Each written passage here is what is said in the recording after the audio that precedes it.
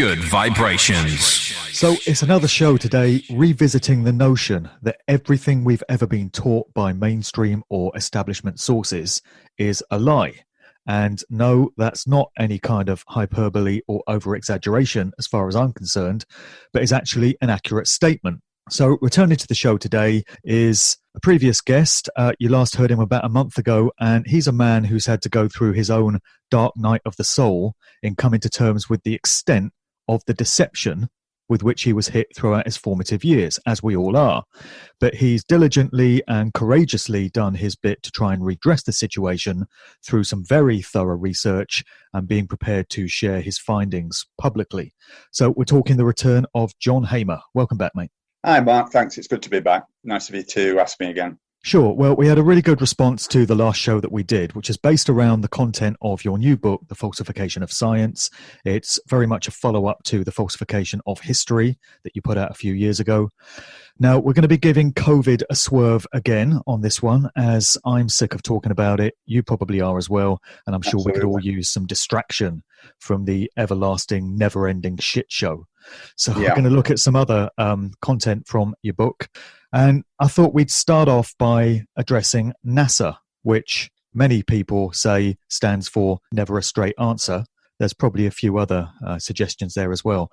But NASA, the US space agency, which would have us believe that there's been a space program running for several decades, and we've put rockets on the moon and on Mars and all this kind of stuff. So where do we even start with NASA, John?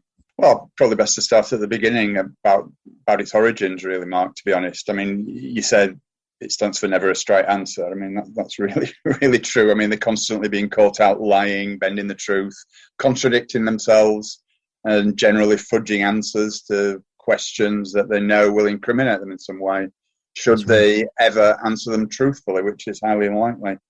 I mean, I spent many months around 10 years ago researching NASA and the Apollo moon landings, and it didn't take too much digging. Cover that everything they've been involved in down the years and decades consists of some kind of subterfuge, ranging from minor deceit to immense, utterly mind-boggling deceptions, such as you referred to, the moon landings, for example. But certainly an open mind on that subject will absolutely bring the realization that the Apollo program was, in its entirety, was nothing more than an expensively staged hoax. I mean, the hard scientific evidence and analysis of that irrefutably reveals it to be one huge fraud among many. I mean, just think about that for a minute. The greatest feat ever allegedly accomplished by humankind is actually an elaborate Hollywood production that cost the American taxpayer around $30 billion, in the 60s and early 70s. I mean, this equates to around 250 billion or $250 billion in 2020 values. So, it's nothing less than a huge scandal, really, that NASA's constructed such a money-generating colossus constructed from lies, hoaxes, and disinformation, basically. It's outrageous. It is outrageous, when we go right back to NASA's origins, we're getting into the world of the dark occult, aren't we? Connections definitely. Yeah. I mean, NASA was actually founded by satanic or Satan-worshipping occultists and black magicians. I mean, this is not my idle speculation or exaggeration. It's a simple fact. That's right. NASA is actually a military from Hollywood pseudo-scientific satanic cartel whose real aim is to use taxpayer funding to promote and greatly profit a clandestine group of unseen individuals by developing and deploying pseudo-scientific technology and methodology. I mean, the first of NASA's frauds was its skillful hiding of its true origins and the cast of characters that had and still has significant influence. A Google search for NASA presidents, CEOs, and controllers will not reveal much in the way of useful or truthful information. It's all hidden. I mean, NASA, actually, this may come as a surprise to many of the listeners, but it was instigated very much through the influence of the so-called wickedest man in the world, Aleister Crowley, who seems to pop up everywhere when we talk about these subjects.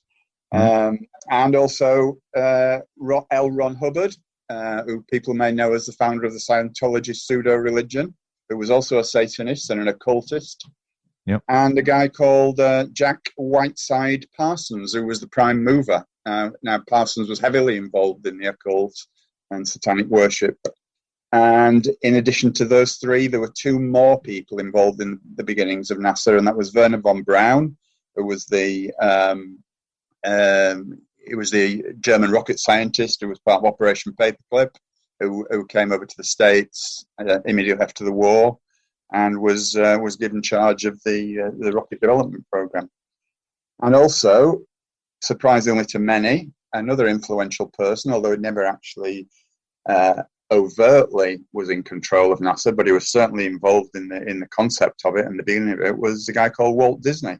And again, Walt Disney is involved in all sorts of nefarious stuff when we look back at his history too. Satanism and mind control wherever you look. Absolutely. It's just incredible, really. All 33rd degree Freemasons, occultists, black magicians, Satanists, members of Ordo Templi Orientis, which again is a satanic adjunct to Freemasonry. It's all there. And it speaks to the power of the mind control. The fact that so many people just seem to be completely enamored by NASA and fascinated and hypnotized by them. You've got some real, geek anorak types that follow everything NASA does, and they wear the T-shirts and the baseball caps, and they think NASA is great and it's the cutting edge of science and all this. And they can't see that they've been taken in by a very elaborate mind control operation steeped in dark occultism and Satanism. Absolutely. I mean, today's incarnation of NASA is a militaristic Freemasonic controlled entity that acts as the sole gatekeeper and arbiter of information about space and the universe and our place within it. I mean, we covered in our first talk last month, Mark, how we've been manipulated to believe in the Big Bang Theory and outer space and all this kind of stuff. Well, NASA is just there to perpetuate all that stuff. As we said, one aspect of the deception helps to prop up several others. Indeed. And if you unravel one and you realize that just one of these aspects is a gigantic hoax, it brings all the others crashing to the ground as well, because they support each other. Absolutely. I mean, I would suggest that if the listeners want to hear more about this, obviously we're not able to cover it in massive amounts of details. It's just really an overview, isn't it? But just take a small sampling of the major US aerospace and defense contractors and research them. And these are such as the Vanguard Group, BlackRock Advisors, Fidelity, and State Street Corporation. If the listeners care to, I hate this word, but Google that information, obviously do an internet search for, don't necessarily use Google, that will provide a very revealing insight into what's going on there. These people are up to their scrawny necks in it all. And then there are others such as Raytheon, Boeing, Northrop Grumman, General Dynamics Corporation, United Technologies, all deeply, deeply involved in this total and utter scam. What are some of the most outrageous deceptions coming out of NASA? You mentioned the whole Apollo moon landing not program, which is obviously a pretty major one. But what other absolutely outrageous deceptions has this agency pulled off over the years? Well, everything's a deception.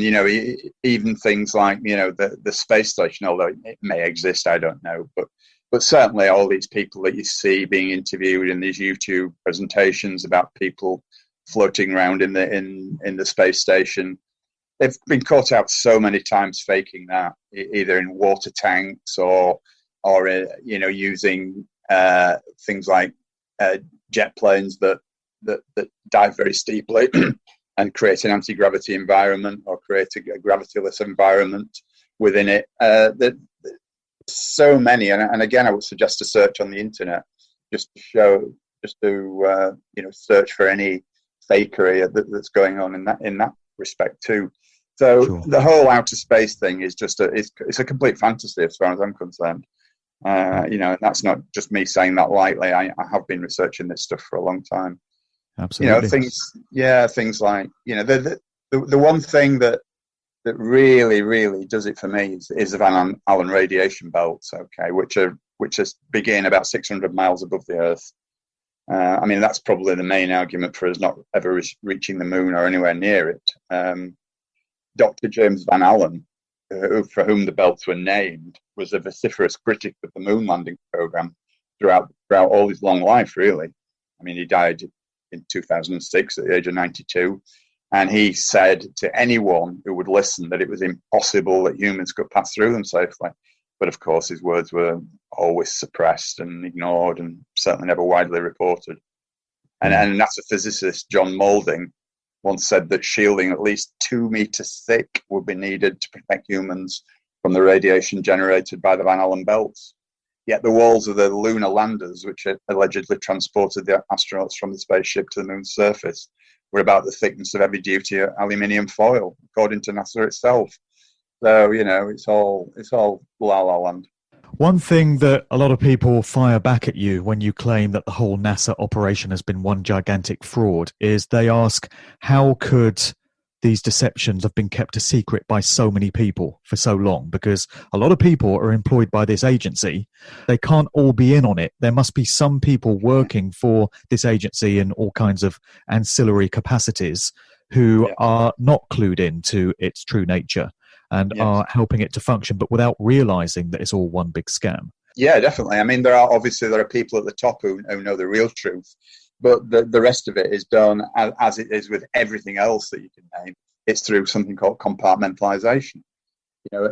People are isolated from each other. For example, for the moon landing scam, I mean, obviously the rockets took off from Cape Canaveral, Cape Kennedy, whatever the hell it's called now. But the computer programmers were in California, the mission controllers were in Houston. The whole thing was on a need-to-know basis, as with everything else. You can even use that analogy with such things as banks. The people who work as cashiers in banks and even some of the senior managers don't really understand how banks operate and the fact that they create money out of thin air, because everything's done on a need-to-know basis. And, as I say, this word compartmentalization, everyone works in a tiny little box of their own knowledge, or the knowledge that they're allowed to know. And that's how they do it. That's how they keep things secret from all the other aspects. So it's fairly easy to keep control, really.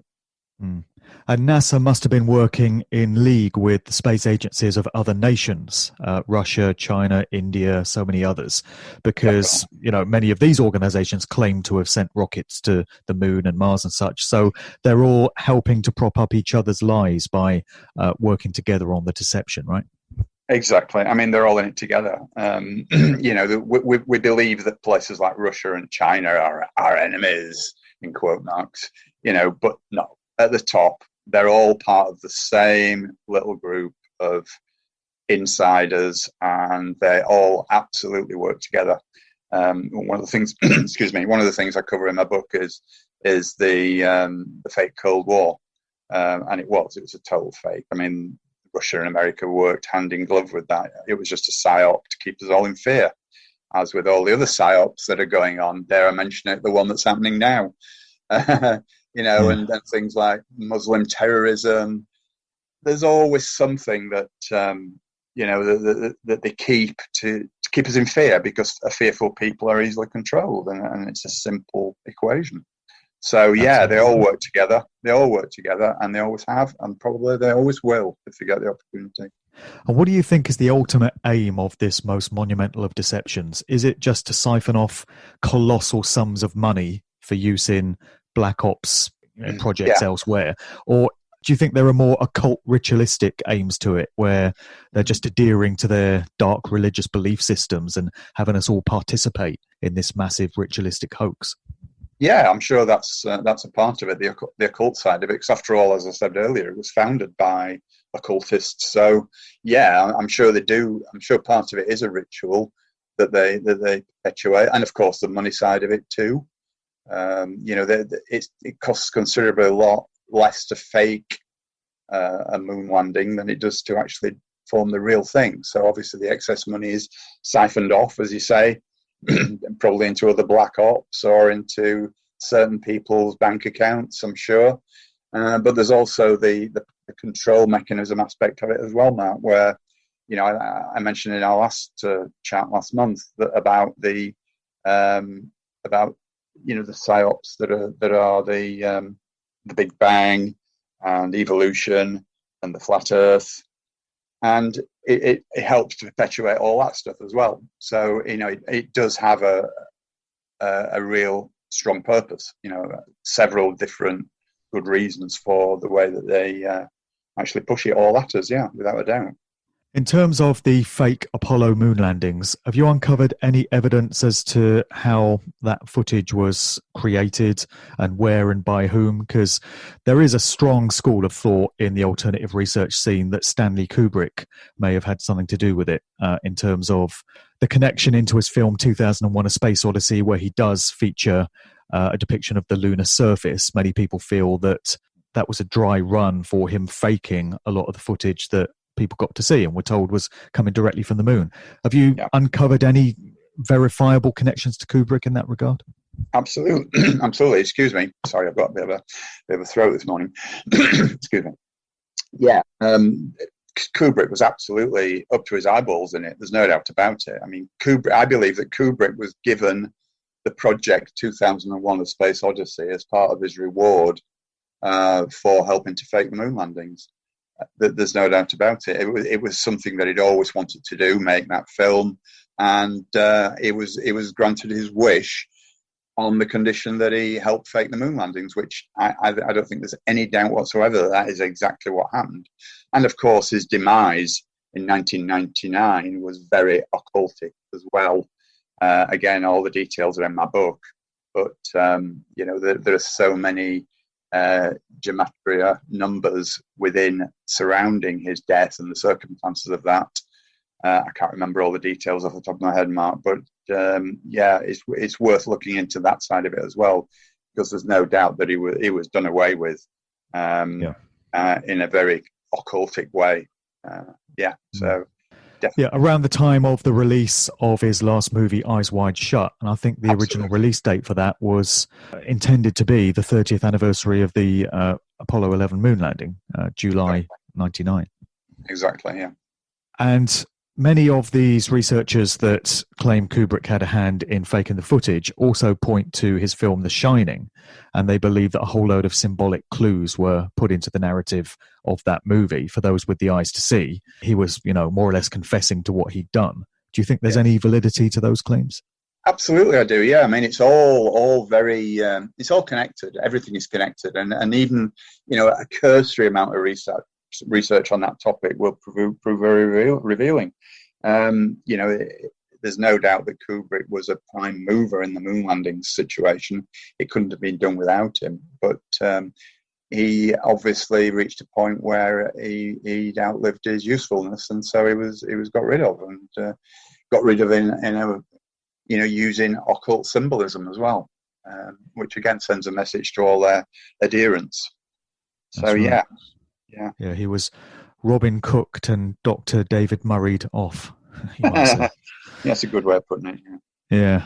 So when you see the likes of Major Tim Peake, who had a military background before he got into all this space nonsense, you see him on your TV and he's claimed to be in the International Space Station floating around because there's no gravity, and he's waving and there's all objects floating around in the background.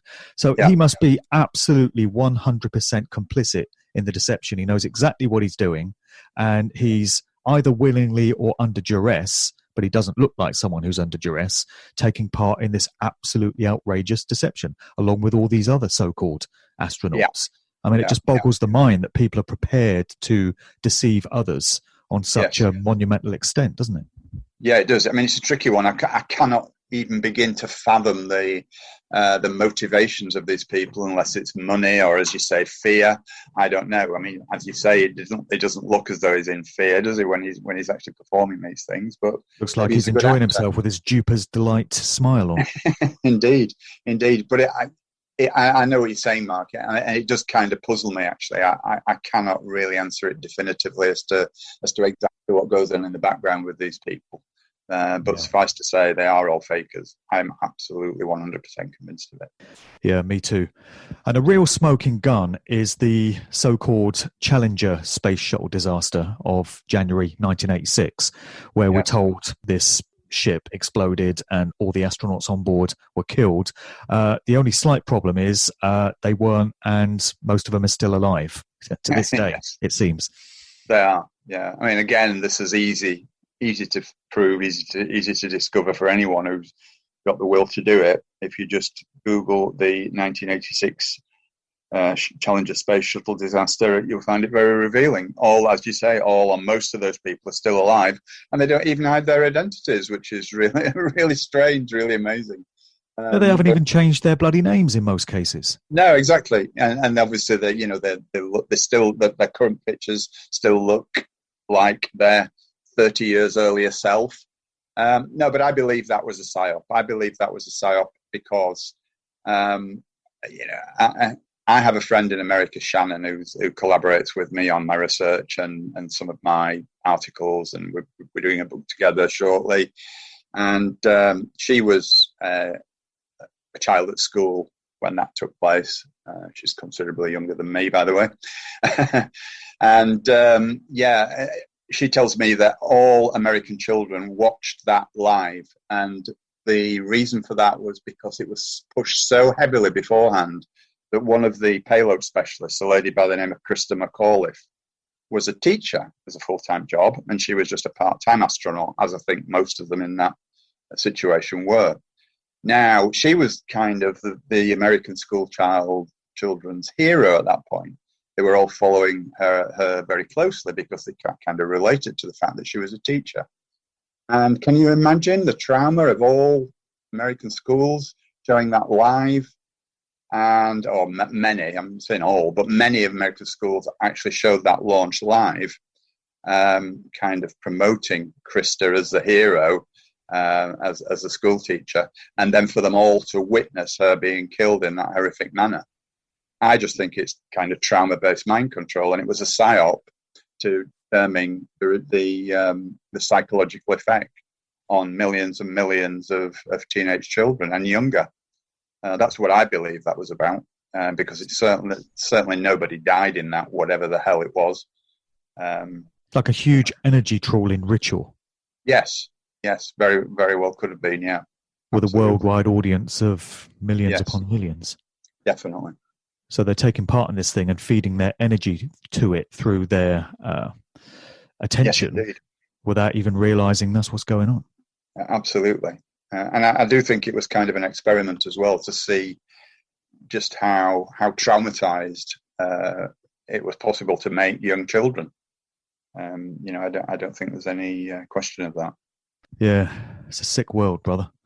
And I just wonder how long NASA are going to be able to succeed, carrying on with their mind control and their deception, because we've had this mantra repeated constantly that one day we'll return to the moon, one day we'll build bases there, one day people can take a trip to the moon, but it's never going to happen. Yeah. I know you don't want to mention COVID, but it's a bit similar to this situation, isn't it? We're constantly being promised the Earth. Oh, next month we'll all be free. Oh, July we'll all be free. It's kick that can further down the road. Absolutely, they do it all the time. You'd think there would come a point where somebody in an influential position would publicly call them out on it and say, you said we'd be back to the moon by now, and yet it's never happening. So, what exactly is going on? Because they just keep getting away with it. And, it's been 50 years now, almost 50 years since we're told the last Apollo rocket landed on the moon. Yes. Isn't it a bit strange if that really was mankind's greatest achievement and our golden moment, that we've not been back for the last half century with all the technology we're now told we have? And Absolutely. Yet people at large don't seem to find this strange. They don't seem to find it suspicious, and they just keep getting away with it. Yeah, well, NASA keep coming out with statements like, there's no real point going back. It's just a glorified parking lot, is one quote from a NASA spokesman. And then other NASA spokesmen say things like, Well, yeah, we can't get back to the moon until we develop some proper shielding, to combat the radiation. And then you think, what? Hang on a minute. Why don't you just use the technology that you used in 1969? But of course people don't pick up on it. It's just always the same. They make these bold statements, but nobody kind of cottons on to the contradictions inherent within them. It's just complete farce, really. Well, yeah, it is amazing they keep getting away with it. But as you say, the COVID scam has been made to stand for the last year, and people are still buying that, and they're still walking around with bits of cloth on their face, despite there being scientific evidence to show that these things do not protect against any kind of pathogens. People are still doing it. So, they've perfected various methods of mind controlling the masses. They know exactly how the human psyche works and how to manipulate it. They've been doing it forever. And there are so many examples of how this gets pulled off, and NASA is just one, I guess. Yeah, I mean, they're masters of human psychology, aren't they? Without a doubt. I mean, they couldn't pull these things off without it. They know exactly how to manipulate the masses.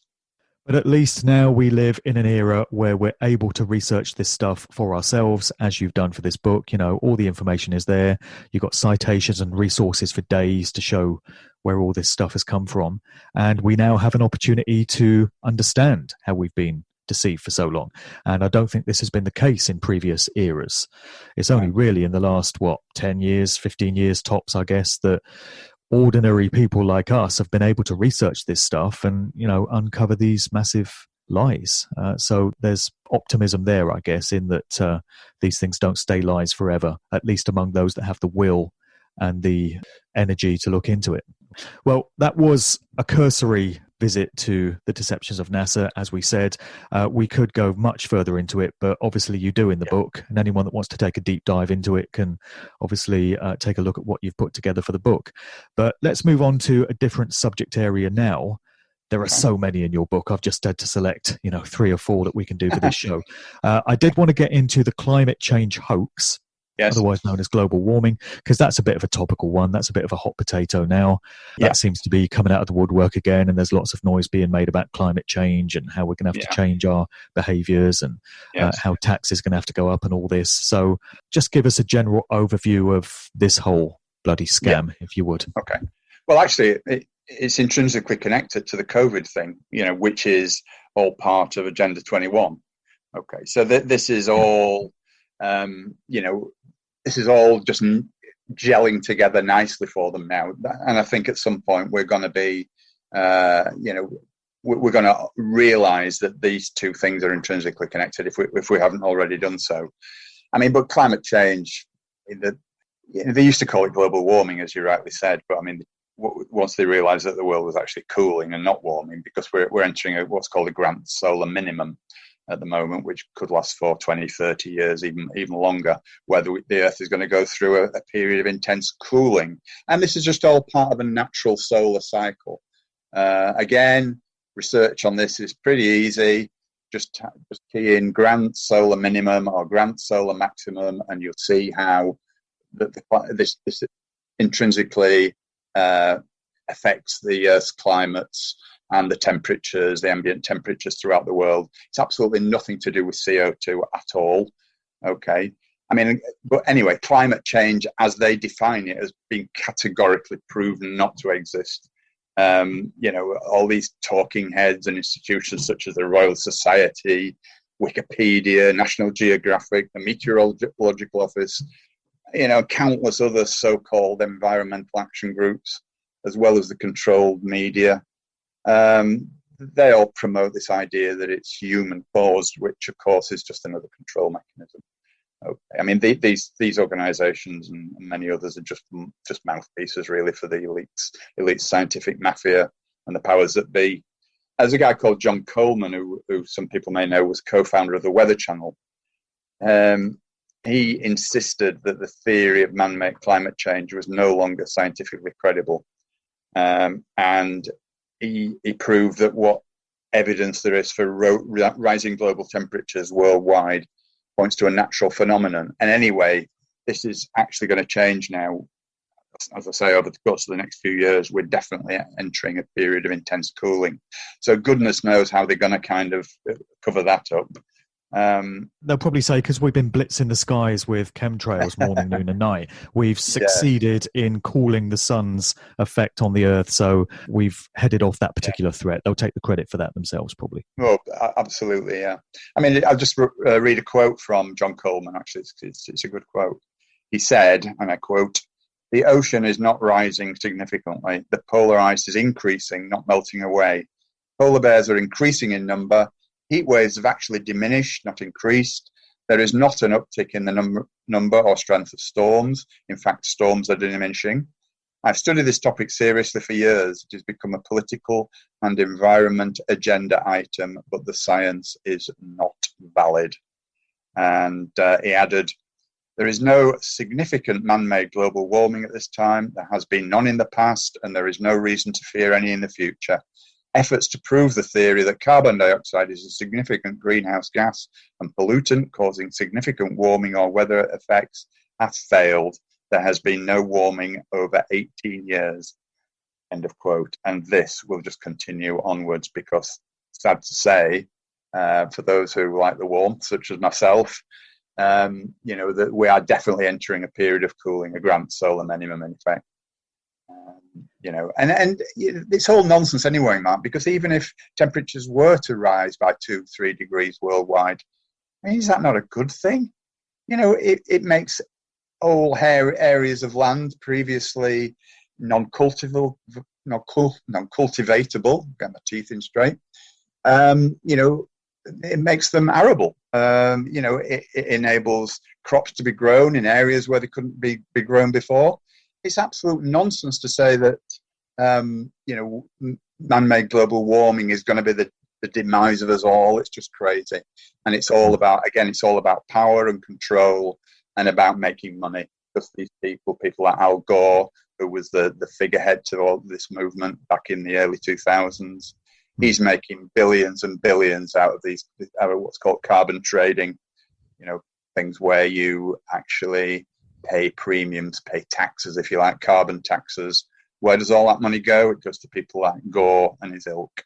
So, I'm sure you don't have to burrow too far to find Bill Gates in this whole mess either, because he seems to pop up. Well, yeah, I haven't actually done that, but I can imagine that he's somewhere in the background without a doubt. Yeah. Yeah. This whole agenda, as you said, is interchangeable with COVID, because what you've got with the COVID thing is people are being made to feel guilty for the very act of living and breathing. We're told that just through expelling air from your mouth and nostrils, you could be putting other people's lives at risk.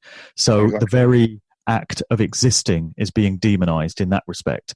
And then when it comes to climate change, we're all having a guilt trip laid on us for doing things like driving our cars and taking aeroplanes. Not that many of us will be doing that shortly if they're going to introduce vaccine passports as a condition of doing air travel. That will be me spending the rest of my days on English soil.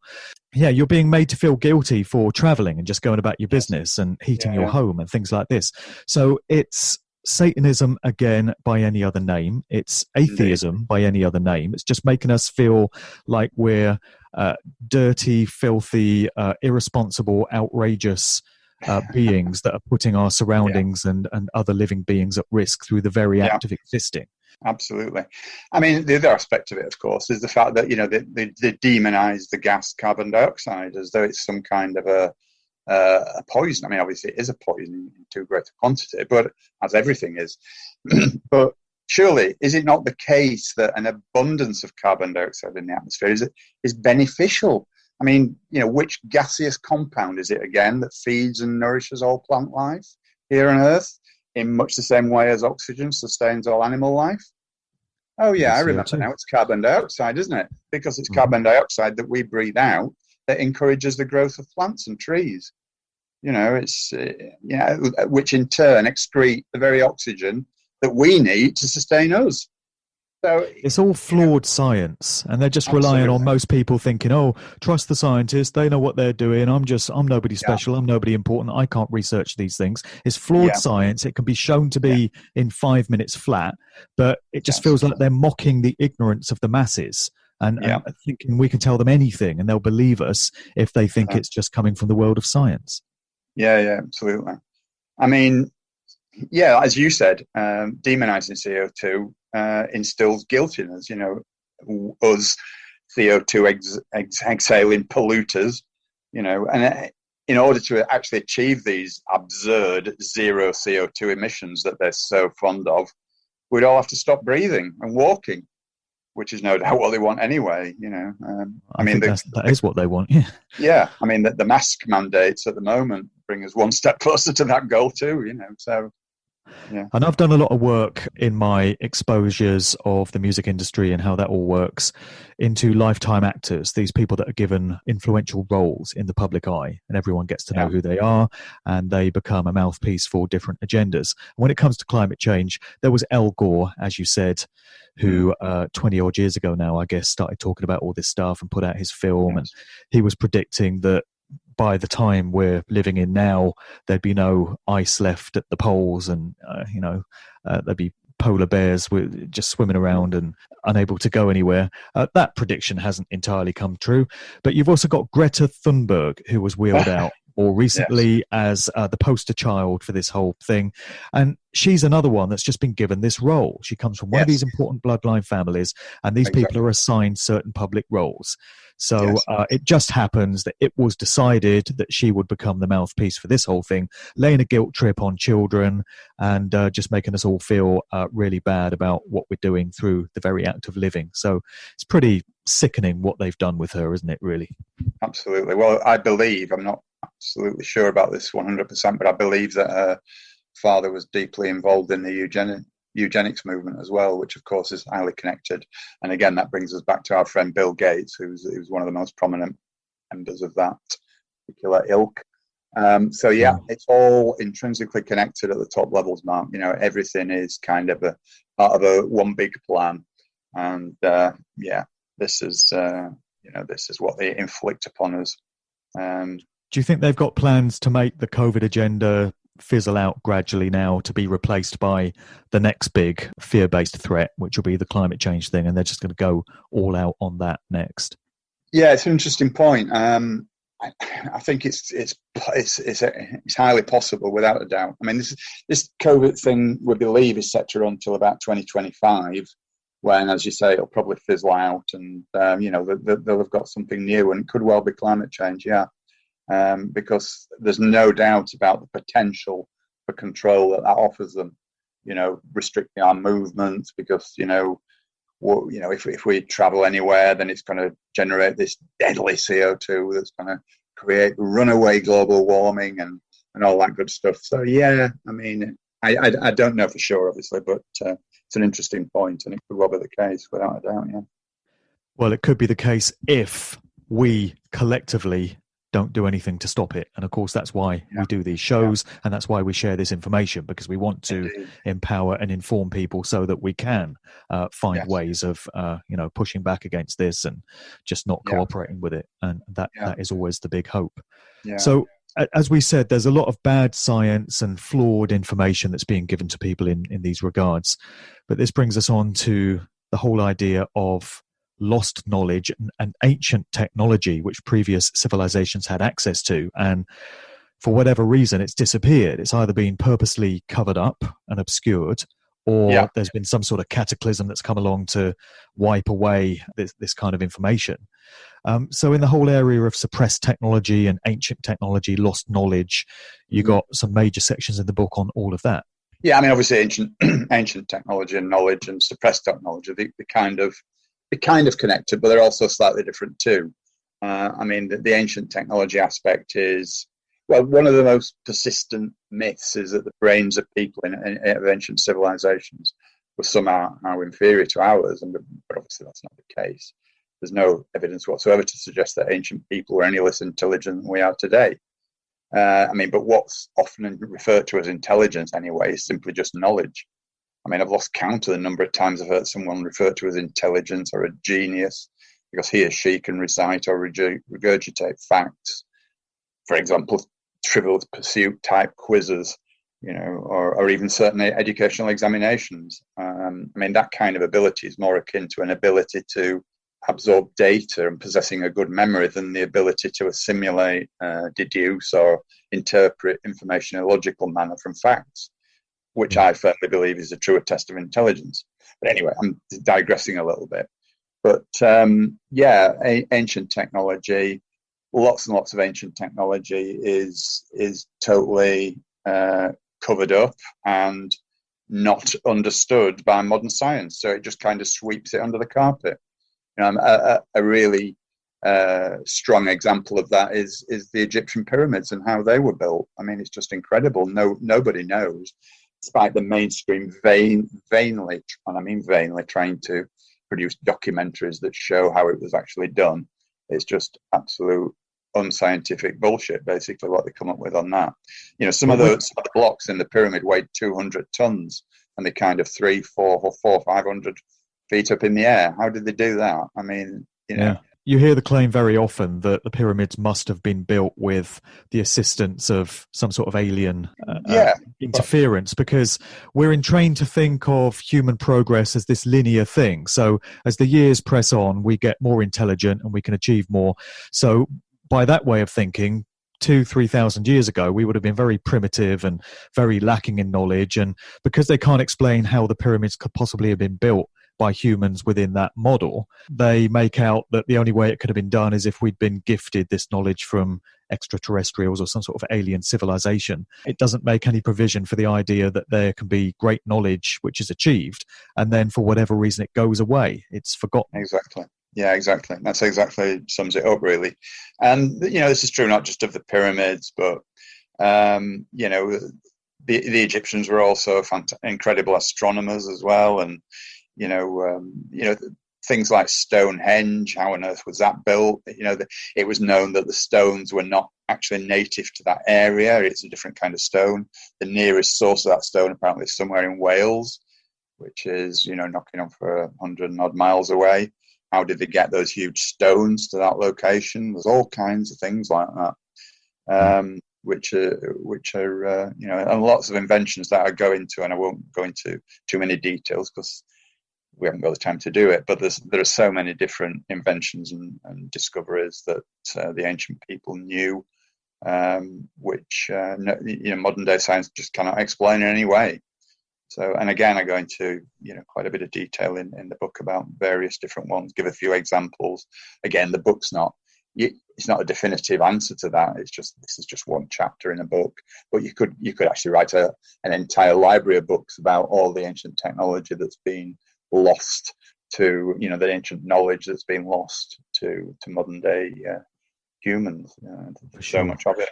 Yeah. Do you get into the lost kingdom of Tartaria? There's been a lot of revisiting of that idea in recent years. A lot of people seem to think that there's something to be discovered there. No, I'm not familiar with that, Mark, to be honest. Oh, okay. I'm not entirely sure where it's meant to be geographically located, but there was evidently or supposedly this civilization known as Tartaria. And its influence on culture, which was major, has been completely scrubbed from the history books.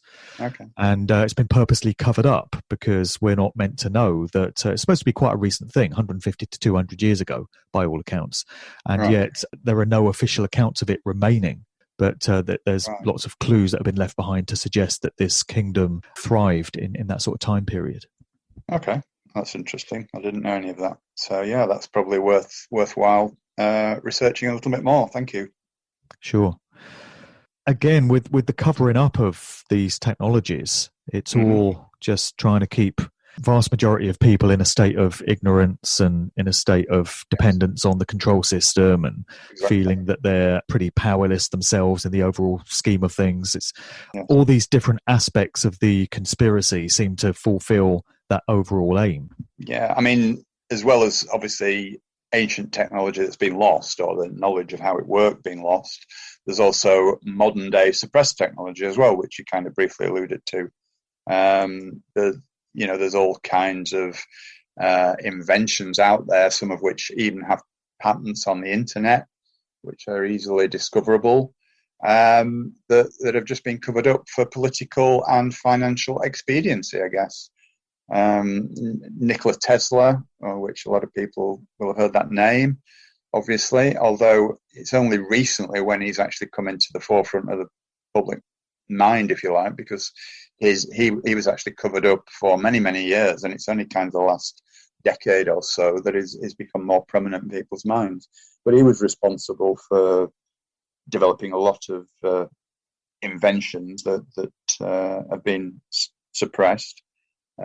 He was actually one of the greatest scientific minds the world's ever seen. I think it was Einstein that was once asked what it felt like to be the smartest man alive, and his response was, "I don't know. You'll have to ask Nicola Tesla."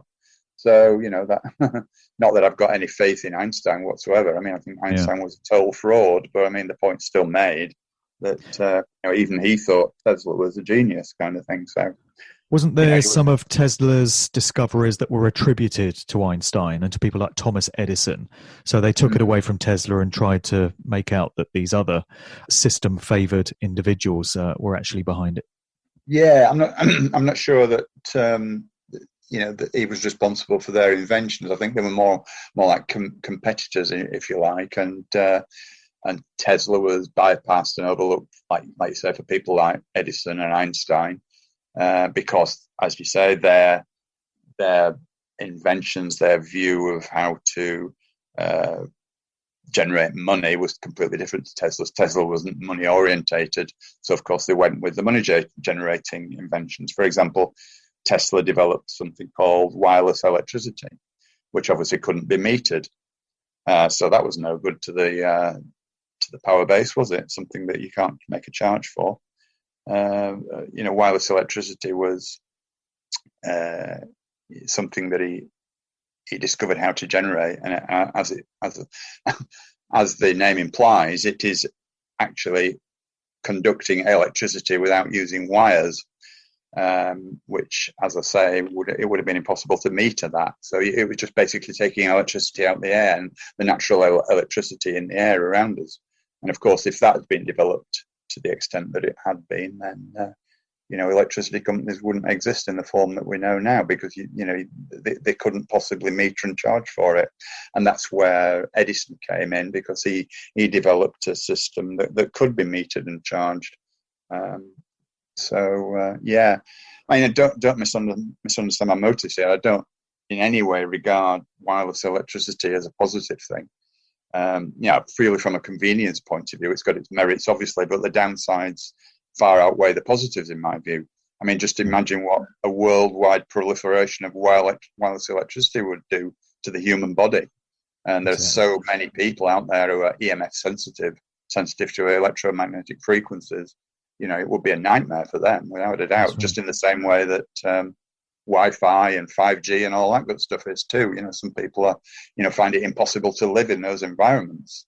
And again, I make reference to my friend Shannon in the States, who lives in a tiny eco community in the forests of Northern California, to get away from that because her body can't stand it. It will kill her to be exposed to that for any length of time, because she's ultra sensitive to it. And she's not alone. I mean, they reckon that something like 2 to 10% of the population fall into that category too. That's right. Just a random thought about how many people of the likes of Tesla do great work during their lifetime, but it doesn't get recognized within their lifetime. And it's only many years or even decades into the future that people really come to find value in what they put out there.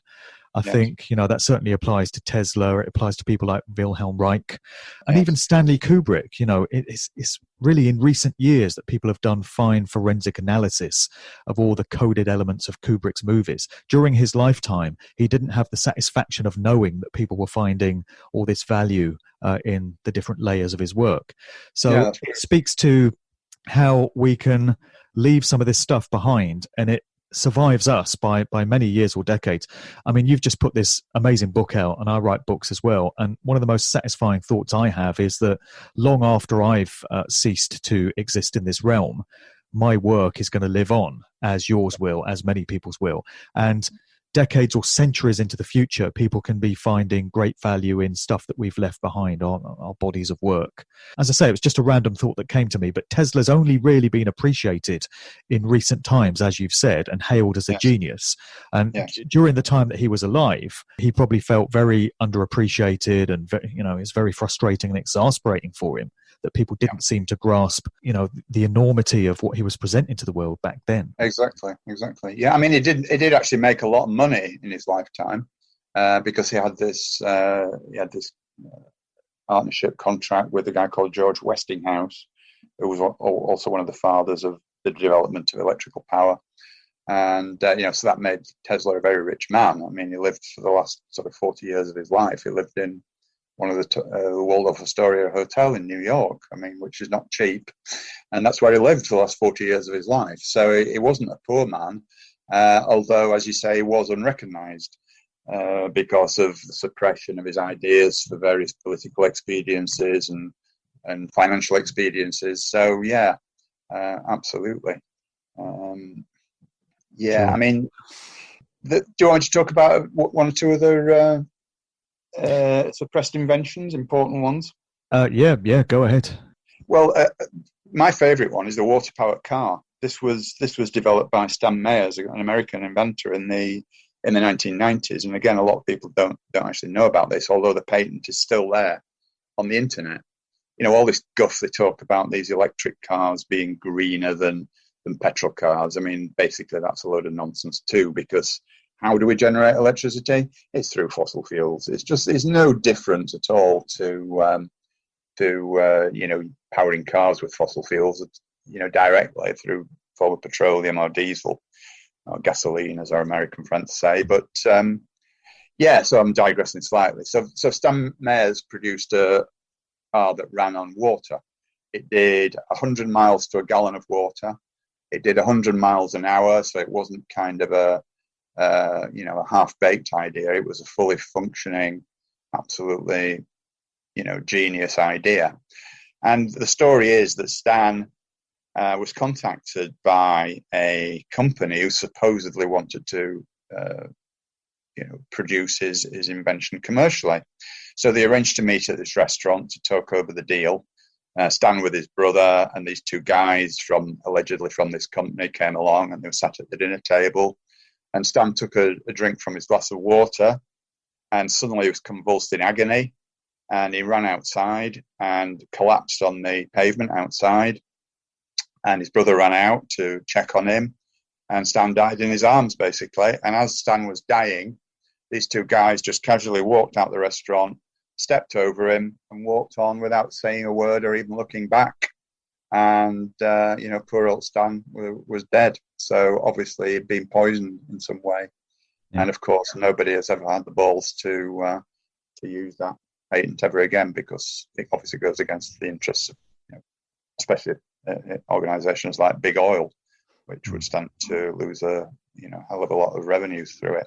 Even the concept of fossil fuels is erroneous as well, in that we're told that there's a finite supply of it, and eventually it's going to run out because it's all compressed organic material from centuries past. But from what I've come to understand, oil is something that the Earth produces.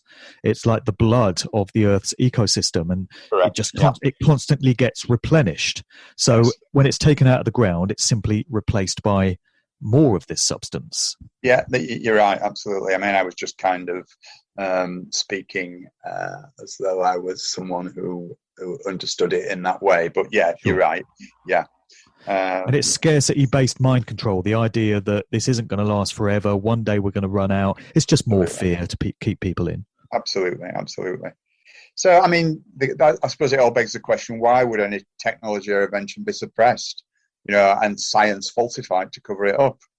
The obvious answer is that those who control existing technologies, primarily the elite families, have a great deal to lose, financially speaking, if other competing technologies are allowed to come to market. I mean, they use lots of different techniques to suppress the stuff, intimidation and the murder of inventors, as I mentioned with Stan Meyers. They use extreme character assassination, arson, destroying of equipment, inventions and premises. That's something they do a lot. the use of expert debunkers to discredit the inventions. And they also do things like buy up and shelve technology to stop it leaking into the public domain. And obviously, they heavily promote the scientific principle that free energy is impossible, as per the laws of thermodynamics, which are basically, used to perpetuate this myth that the free energy is impossible, which is not true. There are so many different free energy inventions. I can't go into them all, but I name a few in my book and explain. Again, I'll make this point, and that it's not a scientific textbook. It obviously concerns science, but it's not primarily driven to be a scientific textbook, because I'm not a scientist. It's just basically it's more about the politics and the methodologies rather than the science. But I do kind of describe in very basic detail some of the suppressed technologies and some of the free energy technologies that are available and could be used if the powers that be had a mind to do it, which of course they don't. Yeah. And I'd point people at this stage to go and take a look at the video for Kate Bush's song Cloud Busting. I've mentioned it many times on previous podcasts, but it really is a genius creation. Directed by Terry Gilliam of Monty Python fame, featuring Donald Sutherland playing the part of Wilhelm Reich, the aforementioned. And Kate Bush is playing the part of his son Peter. It's based on Peter's memoirs of his father's work into orgone energy technology. And the video tells the story of how Wilhelm Reich's technology was stolen by governmental forces who didn't want it to flourish and prosper because it went against the interest of the control system. It really is a genius piece of work. Yes. So if any listeners have never seen that particular video, it really speaks to what we've just addressed here. Kate Bush Cloud Busting. Have a look for that full video on YouTube. I think it's about... Who wrote the song, Mark? Who wrote it, that song? Kate wrote the song herself. Oh, right, okay. So she's obviously aware of stuff like that. Oh, yeah. She's a very deep and complex individual. It's very disappointing to me that she took a CBE from the Queen the other year, which kind of cements her reputation as being part of the establishment furniture. But she is someone who's got very extensive knowledge of esoteric subjects. She wrote a song called Pi, where she's talking about that amazing transcendental number. And it's embedding into all aspects of creation. And she's written some incredible songs. So she knows a lot. Kate Bush is a very interesting character. So the last subject area we wanted to discuss on the show today was the overall idea of the unexplained human mind, bringing in things like precognition, telekinesis, remote viewing, out-of-body experiences, that sort of thing. So a pretty vast subject area, I guess. Where should we start with that? Difficult one. Okay, I've got a quote from Graham Hancock I'd like to read out, if I may. Graham Hancock is an Egyptologist guy who's into the pyramids and all that kind of stuff. But better in than Matt Hancock, eh? Yeah, or Matt Wanksock, as I heard him called the other day, which I thought was quite funny. But Twat Wanksock, yeah. No, Wanksock. Yeah, indeed. Sorry. No, yeah. Go ahead. Anyway, back to reality. Graham Hancock said, and I quote, "Consciousness is the greatest mystery of science, and it is perhaps a scientific mystery that we most urgently need to solve. And we have at our disposal an array of natural substances called psychedelics, which allow us to switch on and off altered states of consciousness at will, and which are superb devices for exploring the mysteries of consciousness. And yet, for ideological reasons, the justification for them simply does not exist, and we are prevented from doing so. And this is a cover for all sorts of other restrictions and controls on the freedom of the adult over his or her own body and over his or her own consciousness." And that kind of sums it up for me. There is so much going on in the human mind that is just not accepted or acknowledged by mainstream science. In fact, Nicola Tesla, I'll just read out another quote here, Mark, if I may, just a very short one. Nicola Tesla said, "The day science begins to study the non-physical phenomena, it will make more progress in one decade than in all the previous centuries of its existence." And again, that's very pertinent. So really, what is the unexplained mind? It's just really any phenomenon of the mind which mainstream science has no explanation for and therefore simply refuses to acknowledge, despite copious amounts of supporting evidence. Hmm. I mean, of course, mainstream makes no attempts to study these phenomena because they clearly don't fit into the scientific paradigm. But there are loads of examples over the centuries of incidents that, although they totally defy conventional belief, they've just been ignored or denied by those who set the rules as to what is and what is not an acceptable subject for consideration and investigation. I mean, the mind itself. Sorry, Mark, go on. Reportedly, many of these things have been politicized and militarized, if that's even a word, by the intelligence agencies, so-called the CIA and such. We hear that they employ remote viewers and people that can predict the future and read minds and stuff like this, so that they can turn it to the advantage of the control system that we have. So they obviously place some value on these things. Yeah, without a doubt. And the mind itself is a really strange entity, if you like. Scientists, mainstream scientists and, well, even non-mainstream scientists have absolutely no clue how and where the mind exists. I mean, I read a specific example of a guy a few years ago whose brain had been destroyed in some kind of an accident, virtually destroyed. He just had a small portion of his brain matter remaining, but yet it could function perfectly normally. He had a normal level of intelligence and all his memories were intact. And yet he only had something like, I can't remember what the exact figure was, but something like 10% of his brain matter left, which is just fascinating, which it kind of says to me that the mind exists somewhere outside the brain in some kind of maybe holographic space or something. I know that sounds absolutely fantastic and, unbelievable, but it is fascinating. And nobody really knows or can explain how the mind works at all. But of course, they just, mainstream scientists just do. Because as I said in our first talk last month, they have to come up with an explanation for everything. It's not good enough for them to say, I don't know, as you and I would if we didn't know something. They seem to have to invent a reason or some logic for something. And again, as you rightly say, often it's all part of that control mechanism. It's all part of the way that they control us by creating this fake reality. And there seems to be a war on human intelligence and the power of the mind through things like what's getting sprayed in the skies, these heavy metal particulates that are coming down to Earth and getting ingested by people. And we hear that things like aluminium leads to dementia and Alzheimer's and such. So they're destroying human intelligence in that way. And then fluoride in the water supply and additives in food and drink and stuff, which are said to make people docile and incapable of critical thought. This whole dynamic has been weaponized, it seems. Yeah, I think so. I mean, there are so many aspects to the human mind too. There are lots of different things that are just not recognized by science, and I don't cover a lot of stuff in a vast amount of detail, but I just give it a cursory mention, really. Space constraints and all that in the book. I mean, it's a huge book as it is anyway, so there wasn't really the room to go into massive detail about a lot of these different things. But I'll just mention one or two of them to give them a kind of an airing, if you like.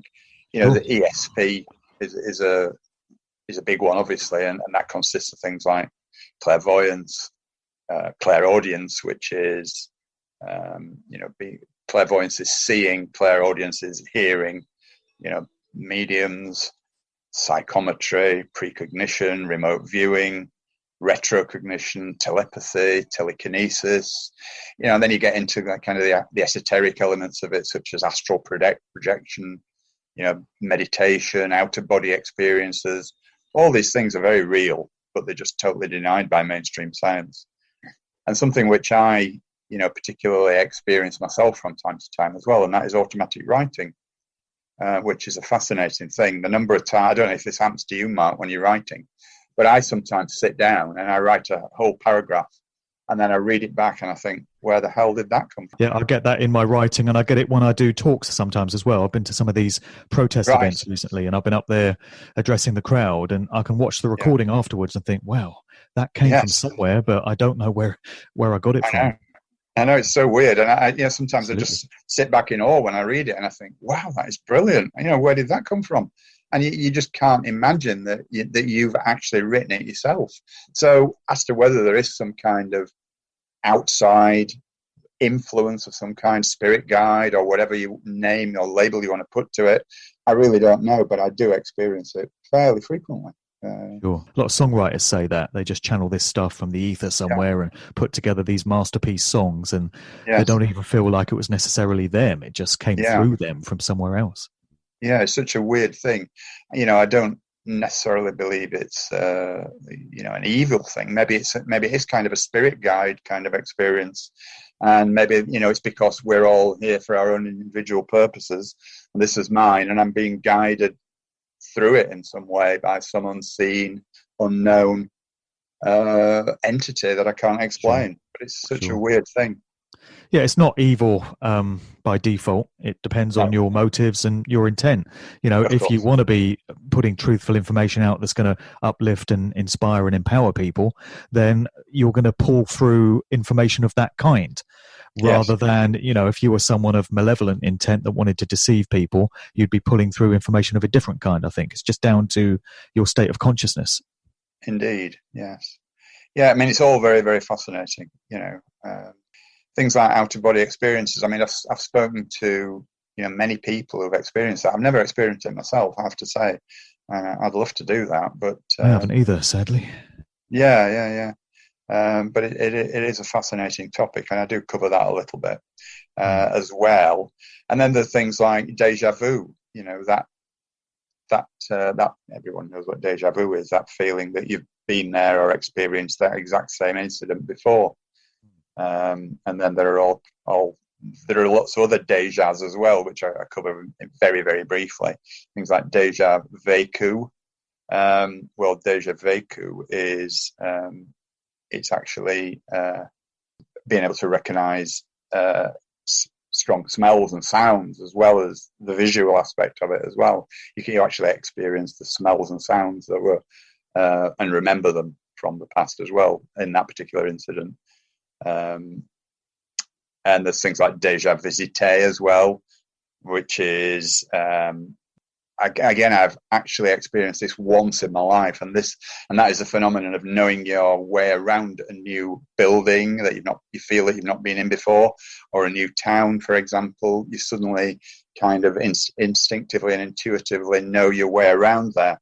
That did happen to me once when I visited a town. I can't remember what town it was now, but it was one that I was absolutely convinced I'd never been to before, but I just knew my way to this certain place where I was going. There are lots of other, kind of variations on a theme as well regarding that. Brings to mind the phrases, wisdom is knowing how little we know. And the more you know, the more you know you don't know. Absolutely. Yeah. So I guess we'll leave it there today then, John, unless there's anything you wanted to add to any of what we've spoken about today. Not at all, no. One thing I'd like to just mention, which is kind of a bit off the wall, but I feel that I should, is that all those people who kindly ordered my book directly from me, signed copies, I do apologise for the delay. I am still waiting for my author copies to come through, but I will get them to the people that kindly ordered them as soon as I possibly can. I'm hoping that they're going to be with me next week, so very shortly after that, they should be with them. I just wanted to mention that and apologise. No worries. Yeah, so it's an amazing piece of work you've laboured away at there, mate, and I know only too well the amount of work that it would have involved, because I go through these same processes myself, and I'm writing my next book at the moment. So once again, much respect for everything that you've put into that incredible volume.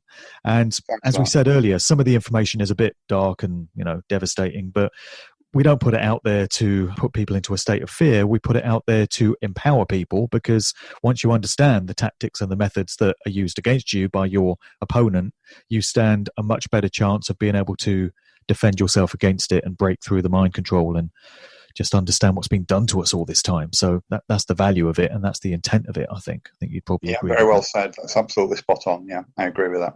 And we should probably mention the upcoming events again that I think we addressed last time, put together by Gloria Moss. So we've got Questioning Science, and that's happening at Queen's Park just outside Northampton over the weekend of 17th to the 19th of July.